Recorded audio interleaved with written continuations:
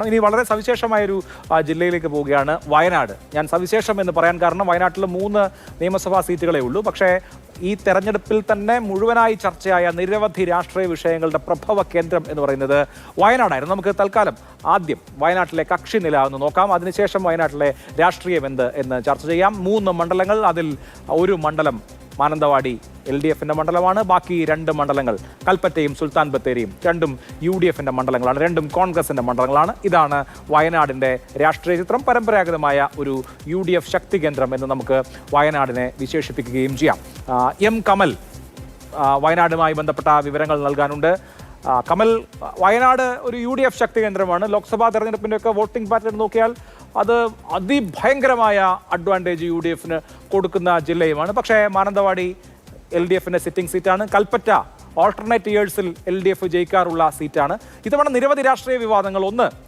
ഒന്ന് ഏറ്റവും പ്രധാനമായും വയനാട് ടൗൺഷിപ്പ്, അത് സർക്കാർ പൂർത്തീകരിച്ച് 178 വീടുകളുടെ താക്കോൽ കൊടുത്തു. കോൺഗ്രസിന് കൊടുക്കാൻ കഴിയാതിരുന്നത് വലിയ രാഷ്ട്രീയ വിവാദമായി.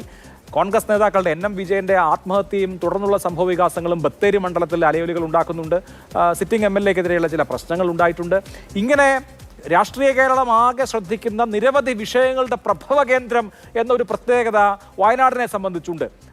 എനിക്ക് തോന്നുന്നു കോൺഗ്രസിനെ പ്രതിരോധത്തിലാക്കാൻ ഇന്ന് മറ്റ് പല മണ്ഡലങ്ങളിലും ഈ ഫണ്ടിൻ്റെ കാര്യവും മറ്റുമൊക്കെയാണ് ബാനറായും പോസ്റ്ററായിട്ടുമൊക്കെ കലാശക്കൊട്ടിലടക്കം വന്നിട്ടുള്ളതും.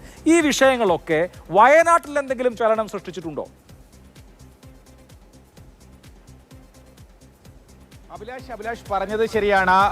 മറ്റ് മണ്ഡലങ്ങളിലായാലും സമൂഹ മാധ്യമങ്ങളിലായാലും വയനാട് തന്നെയാണ് ഈ തെരഞ്ഞെടുപ്പിൽ നിറഞ്ഞു നിന്നത്. എൻ്റെ ഓർമ്മയിൽ വയനാട് എന്ന ജില്ലയും വയനാട് എന്ന പേരും ഇത്രയധികം ചർച്ച ചെയ്യപ്പെട്ട ഒരു പൊതു തെരഞ്ഞെടുപ്പും കേരളത്തിൽ ഉണ്ടായിട്ടില്ല. ഇത്തവണ ഓരോ ദിവസവും മുഖ്യമന്ത്രി അടക്കം പ്രതിപക്ഷ നേതാവ് അടക്കം എല്ലാവരും വയനാടുമായി ബന്ധപ്പെട്ട ചർച്ചകളാണ്, ആരോപണങ്ങളും പ്രത്യാരോപണങ്ങളുമാണ്.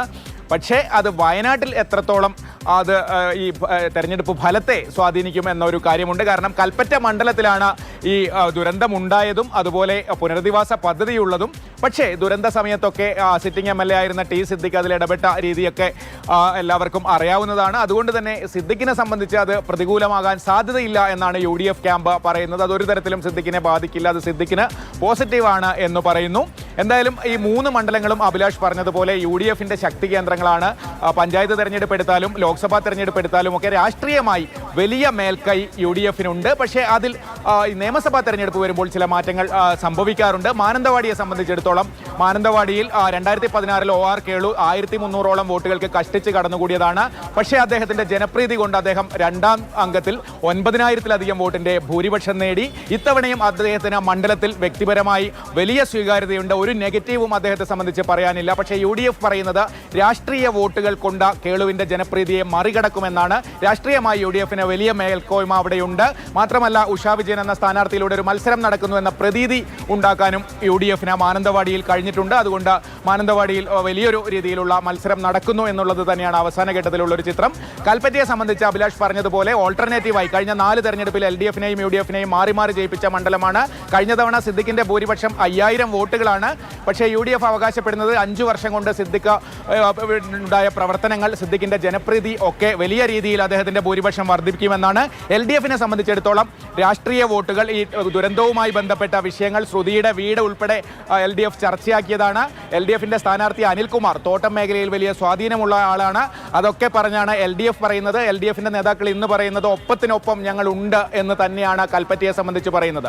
3ാമത്തെ മണ്ഡലം സുൽത്താൻ ബത്തേരിയാണ്. അവിടെ 3 ഹാട്രിക് വിജയം പൂർത്തിയാക്കിയ IC ബാലകൃഷ്ണൻ വീണ്ടും മത്സരിക്കുന്നു. പക്ഷേ ഈ NM വിജയന്റെ ആത്മഹത്യയുമായി ബന്ധപ്പെട്ട വിഷയങ്ങളൊക്കെ അവസാന ഘട്ടത്തിലും സജീവമാക്കി നിലനിർത്തിക്കൊണ്ട് LDF മണ്ഡലം തിരിച്ചു പിടിക്കും എന്ന ഒരു ആത്മവിശ്വാസത്തിലാണ് LDF ബത്തേരിയിലുമുള്ളത്. യെസ്, 3 മണ്ഡലങ്ങളുടെയും ഗ്രൗണ്ട് റിപ്പോർട്ടാണ് M കമൽ നൽകിയത്.